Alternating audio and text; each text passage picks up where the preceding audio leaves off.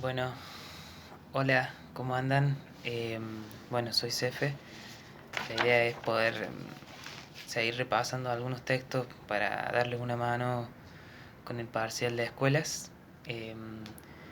Hoy voy a hablar del texto de Ferrero, de las nuevas tecnologías, y del texto siguiente, que no vi que tenga autor, así que supongo que es de ficha cátedra, que habla de la biopolítica hacia la psicopolítica. Bien, voy a hablar de los dos juntos porque me parece que van de la mano. Son dos textos que hablan casi como de la misma temática, que tiene que ver con la actualidad y las nuevas tecnologías. Y bueno, el impacto que tienen esas nuevas tecnologías básicamente en la construcción de nuestro cotidiano, ¿no? Bueno, cómo pensarnos, me parece interesante como discusión, ¿no? Como para plantearse la pregunta a uno mismo, ¿no? Como futuro psicólogo, cómo trabajar, ¿no? Con este nuevo concepto. Incluso hoy las tecnologías son una fuente importante que nos ayuda a seguir conectados y a poder seguir estudiando, a algunos incluso a seguir trabajando, e incluso vincularmente poder vincularnos con nuestros familiares. Entonces está siendo una herramienta muy importante. Bien, Ferrero dice eso básicamente, pero Ferrero también plantea que da como algunos conceptos eh, que tiene que ver con, bueno, qué es una nueva tecnología, y dice que es un conjunto de elementos que permiten el acceso, la producción, el tratamiento de información presentada en diferentes códigos, que sean, por ejemplo, imágenes en texto, bien, sonido, por eso dicen diferentes códigos. Bueno, tienen características, dice ella, que tienen que ver con estas nuevas tecnologías, que son inmateriales, es decir, no tienen materia en sí mismo, son, son interactivos, tienen interconexión y son instantáneos, llegan en el momento. Bien, estas son características que son simples porque nosotros mismos convivimos con esa tecnología, entonces por ahí. Bien, las discusiones que ella plantea en este texto, que es cortito, que como que me parece que está bastante simple, son la preocupación que trae el uso de esta tecnología en jóvenes. Es decir, si bien como les planteaba recién, no tiene es una herramienta muy útil, también tiene sus riesgos, el uso o el mal uso, bueno, no sé si el mal uso, pero sí un uso preocupante, un uso riesgoso, que tiene que ver con el ciberbullying, que tiene que ver con el acoso virtual, que tiene que ver con los contenidos racistas, sexuales y violentos en las redes sociales. Bien, esta es una de las discusiones que plantea ella, y dice, bueno, entonces para esto los psicólogos tendríamos que tener, ¿no?, alguna preparación, alguna acción de prevención de riesgo para los jóvenes. Esa es la discusión que trae el texto, es un texto cortito, por eso no me metí mucho, y va a plantear otra pregunta que tiene que ver con, bueno, esta tensión, lo público y lo privado, el trabajo y lo personal, queda un poco en tensión o un poco desfasado de lo que era antes, ¿no? Ahora, por eso, para explicar eso, antes de entrar en eso, que es lo que trabaja básicamente casi todo el otro texto, voy a pasar directamente al otro texto, ¿no?, que se llama Desde la biopolítica hacia la psicopolítica. Bien, está dividido en cuatro apartados. El primer apartado es donde explica a Foucault, que es el autor desde el que se va a basar para hacer los análisis de la biopolítica, y va a ver cómo estos conceptos de Foucault se pueden darle una vuelta a la actualidad, ¿no? Bueno, la biopolítica, ¿qué es la biopolítica? Dice que son fenómenos vinculados al intento de intervenir, orientar y controlar los cuerpos. ¿Qué significa esto? Tiene que ver con la política de los cuerpos, es decir, como una sociedad, de alguna manera, eh, controla, interviene en los cuerpos, en la alimentación, por ejemplo, en la sexualidad, por ejemplo, en el sistema de salud, por ejemplo. ¿Cómo se, cómo se controlan los cuerpos? ¿Cómo se intervienen los cuerpos? Foucault va a decir a partir de construcciones de verdad, es decir, intervengo los cuerpos al decir, bueno, ustedes son varones y ustedes son mujeres, y las mujeres hacen esto y los varones hacen esto. Entonces esos cuerpos, en función de esa producción de verdad, van a vivir su cotidiano y van a hacer cosas en función de esa producción de verdad. Entonces, si las mujeres se tienen que dedicar a la cocina, esa producción de verdad hace que entonces las mujeres los varones tienen que ser los fuertes. Entonces, esa es la producción de verdad, es lo que de alguna manera generaría esos hábitos. El hábitus sería eso, ¿no? Bien, Foucault va a decir entonces que quién dice y quién produce esa verdad, esa producción de verdad se da en relaciones de poder, que las relaciones de poder no son necesariamente violentas, dice, y que también esa producción de verdad y esas relaciones de poder son cotidianas, están todo el tiempo. Todo el tiempo cuando nosotros nos relacionamos, entablamos relaciones de poder. Es decir, cuando vamos a la facultad y un profesor da la clase, estamos en una relación de poder donde el profesor está transmitiendo una verdad y el estudiante, bueno, más vale que no acata directamente, pero sí hay como, es distinto. No es lo mismo lo que pueda decir el estudiante, lo que pueda decir el profesor en un lugar de poder. No es lo mismo lo que dice el médico que lo que dice el paciente. O sea, como que son lugares distintos y esas relaciones de poder permiten una legitimidad distinta en la construcción de una verdad. Bien, eso es lo primero. Plantea dos conceptos después, el poder disciplinario y la técnica disciplinaria. El poder disciplinario es cómo se internaliza en ese rol, es decir, si yo soy estudiante, cómo internalizo el ser estudiante. Bien, cómo yo me comporto como estudiante porque me siento estudiante. Y la técnica es sentirme parte. La técnica disciplinaria, no el otro concepto, la técnica disciplinaria tiene que ver con que me siento parte de los estudiantes. Soy un estudiante, no solo que me comporto, internalizo, me comporto como estudiante, sino que me siento parte de un grupo de estudiantes, al igual que los docentes. Me siento docente, internalizo ese rol y a la vez me comporto como un docente. Bien, eso es básicamente lo que plantea Foucault en el texto como para trabajar esos conceptos. Y bueno, también la otra cosa que dice Foucault es que la identidad, esta identidad estudiantil, por ejemplo, esta identidad de médico, o la identidad de ser mujer o ser varón o ser hombre, se construye a partir de la negatividad, que tiene que ver con la exclusión de otro. O sea, si por ejemplo yo soy hombre porque no soy mujer, yo soy... Eso pasa incluso lo que pasa con el racismo, ¿no? Yo soy blanco porque no soy ese negro, ¿no? Incluso ese insulto como, bueno, ellos son unos negros de mierda y yo no. Entonces, a partir de eso construyo mi identidad. A partir de la negatividad de otra identidad, a partir de negar otra existencia, me auto... Ahí genero mi identidad. Bien, esos son los conceptos básicos de Foucault.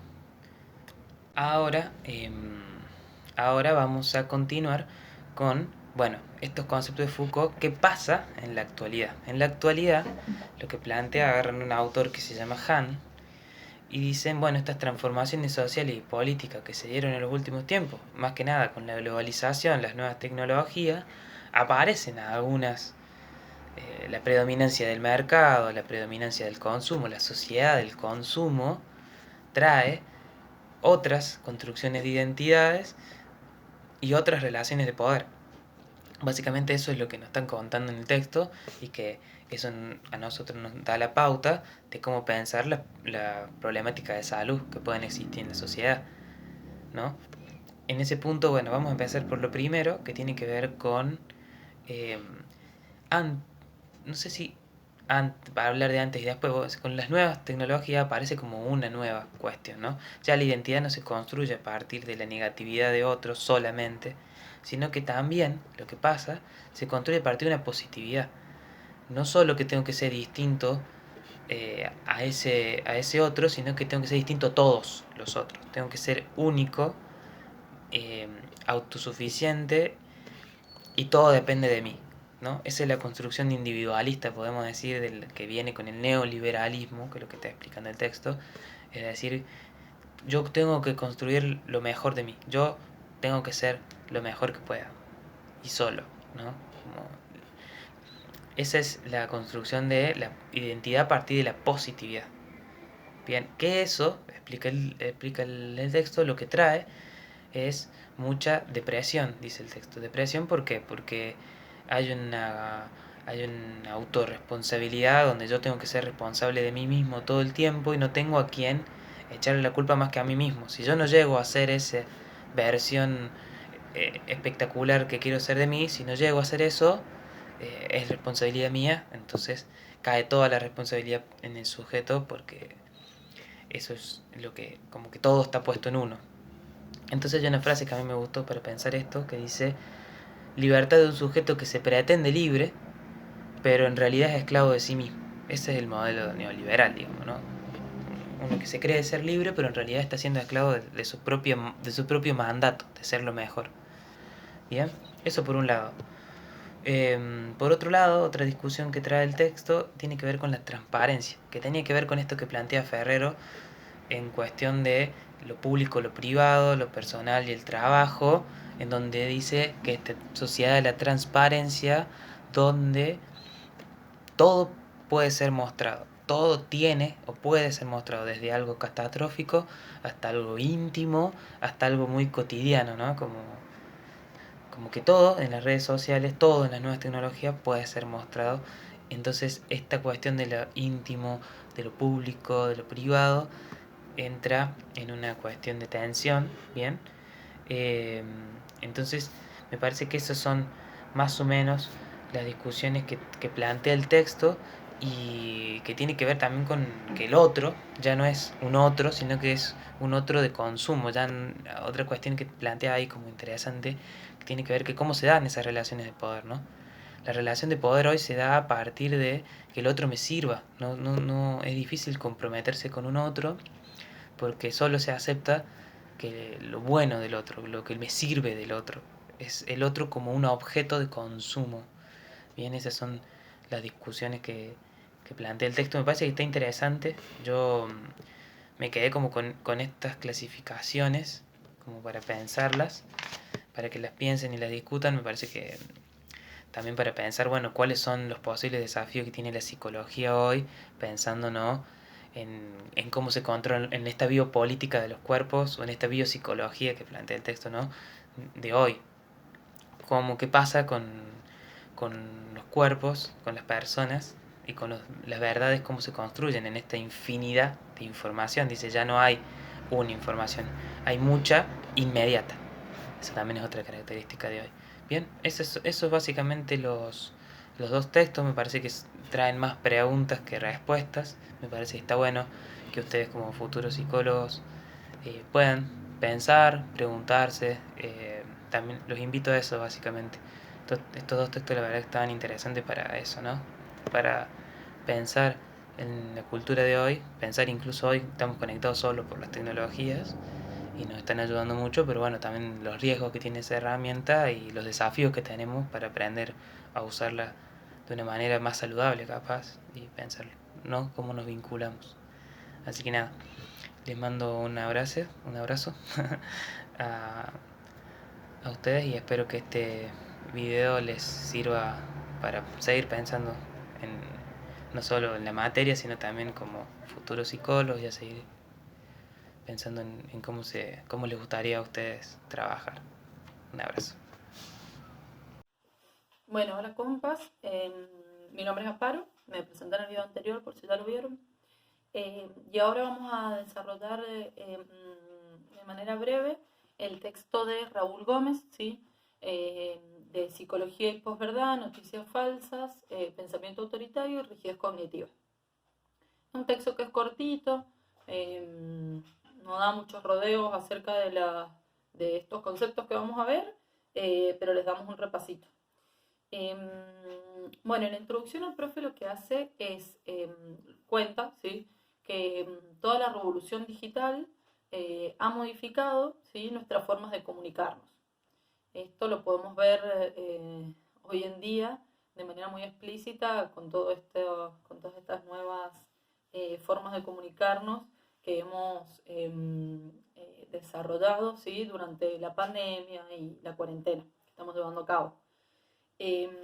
Lo que sucede es que muchas veces los medios de comunicación, en todas estas aplicaciones nuevas, aparecen noticias que no son verdaderas, y que lo importante es que además son difundidas de manera intencional. Esto dice el profe que, digo, se desarrolla en un contexto, ¿sí?, Él dice que es evidente que asistimos a cambios en los regímenes de verdad, ¿sí? Y que entonces nos resulta más confiable la información que nos compartimos entre nosotros, por ejemplo yo con mi grupo, que la información de los medios tradicionales de comunicación. Acá da el ejemplo, por ejemplo, de Bolsonaro, dice que el presidente de Brasil ganó las últimas elecciones por muchísimas difusiones de noticias falsas. Y cómo de repente un presidente puede llegar a ser electo por noticias creadas intencionadamente por alguien. Bueno, después esa es como la pequeña introducción, se adentra a lo que es la posverdad, ¿sí? A la posverdad la define, dice primero que es un concepto que lo que señala es que entre la verdad y la mentira hay un territorio difuso, ¿sí? Que escapa a esas dos categorías. Entonces, dice que la posverdad es la tendencia a la hora de crear argumentos, de crear discursos, ¿sí? Donde la verdad no importa. ¿Y qué es lo importante? ¿Cuál es el objetivo? ¿Sí? Que el mensaje que se cree refuerce el sistema de creencias y el sistema de valores preexistentes. Es decir, el contenido, ¿sí? de ese discurso, de ese argumento, no es importante, no voy a corroborarlo, no voy a corroborar su fuente, no corroboro los datos, no importa que sea objetivo, ¿sí? Que los hechos sean objetivos, lo que tiene importancia e influencia en esto son las emociones y las creencias personales, ¿sí? ¿Qué es lo importante? Digo, el profe dice que todo esto de la posverdad no es algo nuevo, ¿sí? Data de muchos años atrás, es un fenómeno cultural, histórico, político, económico que ha existido desde siempre, ¿sí? Y que también, de hecho, es una práctica discursiva política, ¿sí? Cultural y social.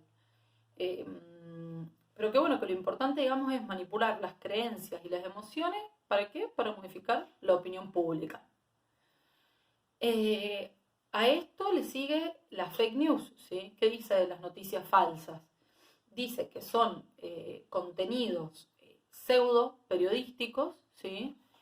Difundidos a través de portales de noticias, de prensa, de escrito, radio, lo que sea, cuyo objetivo, ¿cuál es? La desinformación, ¿sí?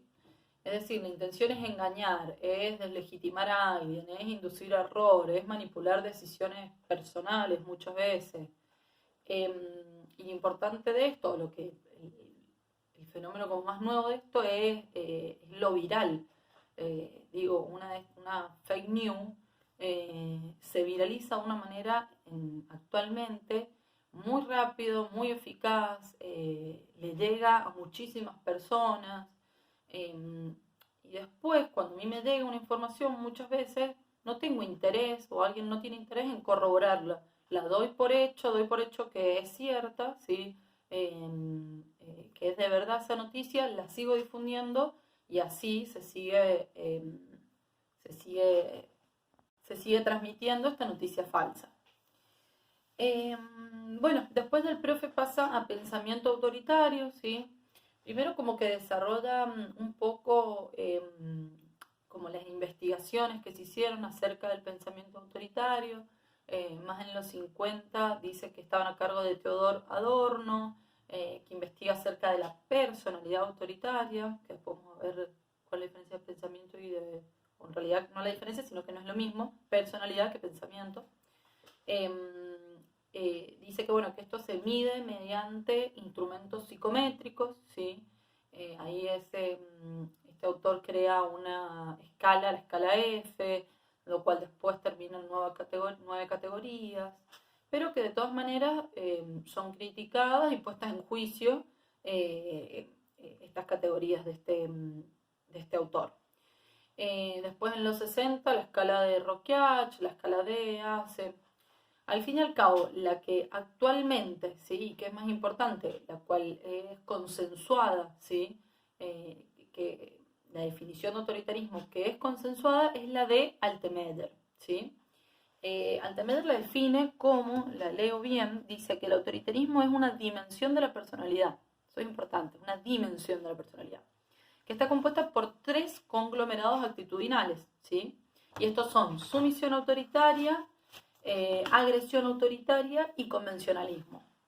A la sumisión la sumisión autoritaria la define como una tendencia, ¿sí?, a someterse a las autoridades, ¿sí?, que se las percibe como plenamente legítimas, ¿sí?, en el gobierno de tal ciudad. Después, a la agresión autoritaria lo que hace es que evalúa la predisposición a la hostilidad, ¿sí?, hacia las personas y los grupos que son considerados como potenciales amenazas al orden social. Y después el convencionalismo, que tiene que ver con la aceptación general de todas las convenciones sociales. Lo que termina acá diciendo el profe, y no desarrolla mucho más, por ahí es medio cortito, es que bueno, que la personalidad autoritaria y el autoritarismo no son lo mismo, ¿sí? Y lo importante es que por ahí la psicología no se encarga, no puede estudiar, en realidad dice, la personalidad autoritaria. Lo que estudia es el autoritarismo. Que por ahí veíamos que el primer autor lo que había desarrollado era acerca de la personalidad autoritaria. Bueno, y después vincula todo esto del autoritarismo con la rigidez cognitiva, ¿sí? Dice que se han asociado que las ideas autoritarias, ¿sí?, se asocian con la rigidez cognitiva. La rigidez cognitiva se la entiende como una forma particular de procesar la información, ¿sí?, y una preferencia por estímulos más cerrados, más estructurados, más ordenados, sencillos y que carecen de ambigüedad. Es decir, también se asocia que las personas por ahí más etnocéntricas, más prejuiciosas, ¿sí?, son más rígidas cognitivamente y son menos tolerantes a la ambigüedad, que después como que relaciona la intolerancia a la ambigüedad con la intolerancia a la incertidumbre. Entonces, cuando hay algo, algún estímulo, algo que le genera a la persona incertidumbre, ¿sí?, ¿cómo reaccionan? De una manera defensiva estas personas, conservadora, autoritaria, etnocéntrica. Bueno, y el profe termina cerrando básicamente con que como que permite todos estos desarrollos que acabamos de estar viendo, ligar los procesos cognitivos, ¿sí? Digo, si estamos viendo esto de la rigidez cognitiva, lo que hace es ligar que los procesos cognitivos están ligados, ¿sí?, a los fenómenos de la posverdad, a los fenómenos del pensamiento autoritario. Y esto sienta las bases, y así termina el profe, ¿sí?, para una psicología de la época, donde actualmente todo esto de la posverdad está en auge, ¿sí?, las fake news se están difundiendo de una manera muy rápida, muy certera, y que todos estos desarrollos van a sentar bases para una psicología de la época.